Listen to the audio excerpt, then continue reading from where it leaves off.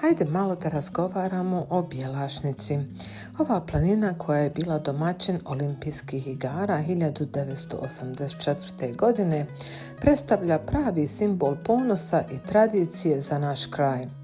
Tada je Sarajevo bio centar svijeta, a mi smo ugostili sportiste iz 49 država. A danas često čujemo termine poput država trećeg svijeta. A zapravo države trećega svijeta znači u prevodu zemlje u razvoju. Ja i dalje vjerujem u naš potencijal, jer i sama kao građanka Bosne i Hercegovine uvijek budem oduševljena ovim prizorom, ovom ljepotom. A zamislite kakve utiske ostavlja ova država za strance i za naše turiste.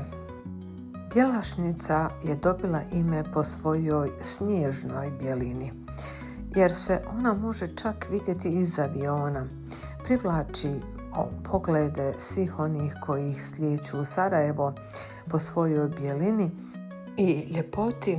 A dragi prijatelji, važno je napomenuti da mi nismo zemlja u razvoju, mi smo samo zemlja koja nije ujedinjena. Jer razvoj jedne države dolazi iz zajedništva. Ćao!